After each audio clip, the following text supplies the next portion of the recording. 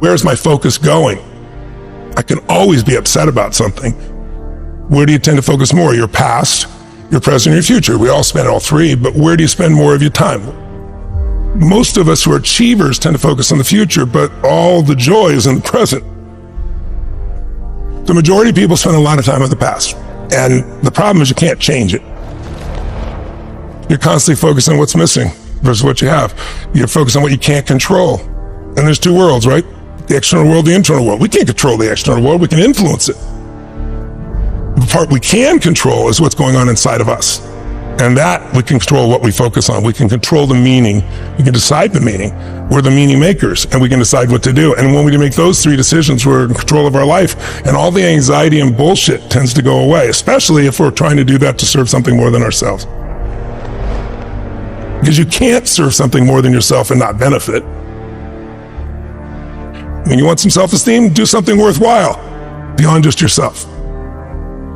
We all know the two emotions that destroy your relationship, your business, your life, it's fear and anger.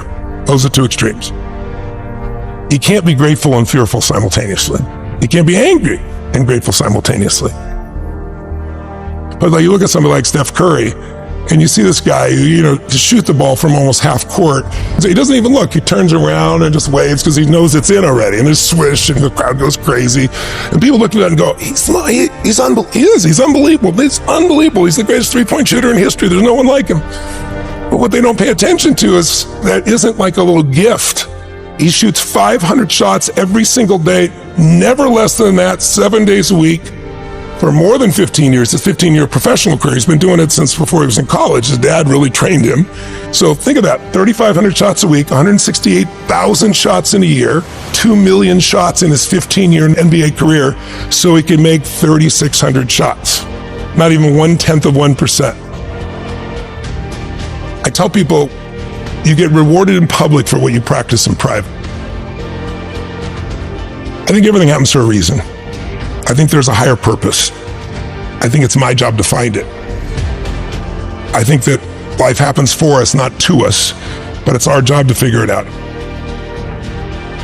You're going to battle with internal things within you and external things, but if you keep going, you're going to eventually slay your dragons and you come out the hero of your own life, and you have something to share that isn't bullshit. It's not something you read somewhere. It's something you've lived. Something you want. And everybody can feel you've lived it because it's a different level of ownership, And then, by the way, as soon as you do that, it happens again.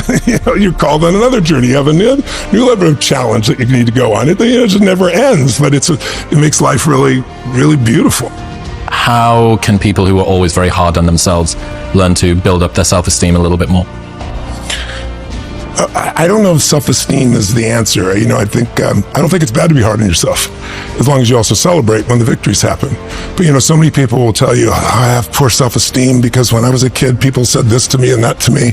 And it's convenient that we remember those things and not the positive things that also occur, obviously. I think it's more important is to realize that self-esteem is earned. It's only earned by you with yourself. You're not going to get self-esteem because everybody praises you. Someone can tell you your whole life that you're brilliant, you're a genius, you're beautiful, you're handsome, and you not believe it. Someone can tell you, you're a piece of crap and you're never going to become anything. And there's a part you can say, I'll show you, as many people have, and then they develop drive out of it, right? So it's really, self-esteem comes from doing incredibly difficult things where you pushed yourself. It's not virtue signaling. It's not telling people about it. It's what you know inside your soul is true. And the more you do things that are incredibly difficult, and especially things that are meaningful, meaning they're not just about yourself, the higher that esteem would be. I think the most important thing for self-esteem is to find something you care about more than yourself. If you find something you care about more than you won't be thinking about yourself all the time, and all your self-esteem just goes out the window. The real question is, what do you want? If you want an extraordinary life, my definition of that is life on your terms. Some people, it's 3 beautiful children, a white picket fence. Some people, it's building a multi-billion-dollar business. Somebody else, it's writing poetry. Instead of looking for somebody else, it's like, okay, what do you really want from your life? And aligning yourself with moving forward towards what you really want. If you can do that in a way that also you feel is serving others simultaneously, there's a sense of meaning in life that can't be replaced by self-esteem or praise or compliments or being nice to yourself. And I don't think it's bad to be tough on yourself. I'm pretty tough on myself, I'll be honest with you. Being overly tough on yourself usually comes by making comparisons that don't make sense. You're comparing to somebody else's life that has a totally different path, a totally different experience. We all develop in different stages and different things. We all want different things. But eventually you wake up and say, it's good to be strong with yourself, but beating yourself up just lowers your energy. And when your energy gets lower, you produce less. And you don't have the same level of joy. You don't have the impact that you want to have, nor do you have the excitement that you really want to have. So I look at it as something that it's worth earning your own self-esteem, but it's really not the secret. The secret is find something else you obsess about more than yourself, and you'll have a level of energy that will compel you over the long term. When I began with a fuel, which was like, I'm going to show them it was anger that drove me. I'm just going to show you type of thing. But that fuel doesn't last. And then the next fuel that people tend to use is, I got to succeed. But there's a little fear underneath that's driving them, which is like, what if I don't? Versus a knowing, it's like, if you give your all every day, your gifts will make room for you. And it's like having a knowingness that things are going to be fine. And then there's the next level, which is you start to know who you are, and you're not trying to prove it to yourself or other people. And it's just, you just want to help. It's the difference between what I would call push motivation and pull, right? Push is, I'm going to make this happen. And it takes tremendous willpower. And I know you have plenty of willpower. I do as well. But there's a limit to willpower, but there's no limit to pull. Pull is when there's something magnificent that you want to serve, something that you've got an obsession for, to create or to do or make happen. And that doesn't, you don't lose that energy. You don't lose those components, and you're able to laugh and enjoy along the way. I think it's important to realize wherever focus goes, energy flows. It's corny, but it's true, right?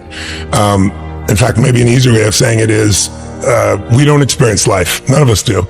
We experience the life we focus on. So in any moment, what's wrong is always available. So is what's right. So it's not about being positive. It's about being intelligent. You got to look at the impact of what you're believing. And you got to look at and say, where's my focus going? I can always be upset about something. I can always find something to be joyous or at least grateful for, which leads to joy. And I think it's learning to discipline your disappointments, not allow them to grow and to move on and to use whatever life has given you. You can make some simple patterns and change your whole life. A focus. The minute you focus on something, your brain has to decide, what does it mean? And meaning is what creates emotion, and emotion is where your life is, right? And so the quality of your life is the quality of your emotions. We all have a pattern of focusing on what we have, and at times on what's missing. Which one do you think most people spend more time focusing on, what they have or what's missing?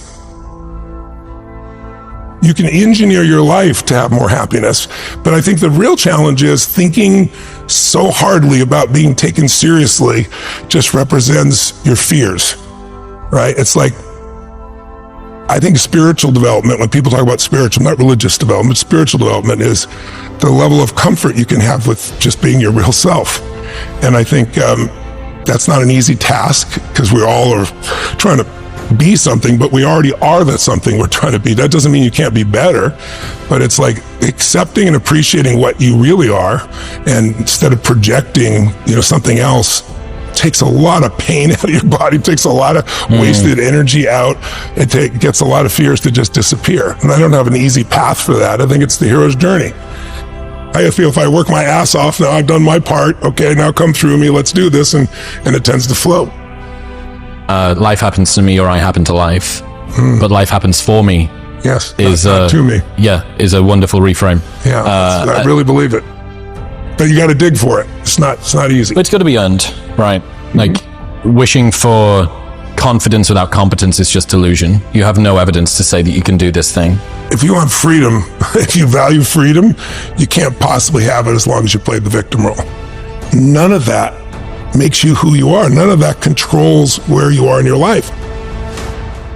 It's like, have you ever had something happen in your life that was horrible? I mean, it was painful. You'd never want to go through it again in a million years. You wouldn't want anybody else to go through it that you care about. But after 5 or 10 years, you look back and you say, I never want to go through it again. but now I see the wisdom in it. I'm glad it's like it made me care so much more. It made me so much stronger. It made something in me more. I mean, I'm sure you can relate to that, can't you? Yeah, for sure. I mean, you don't really realize it's just life. And then you learn a little bit more about yourself and you start to realize, well, look at all of the ways that I've had to compensate for that. Look at all of the ways that it's held me back. Look at all of the beliefs that I have about myself. And God, if only that hadn't happened, then I would be here or I would be there.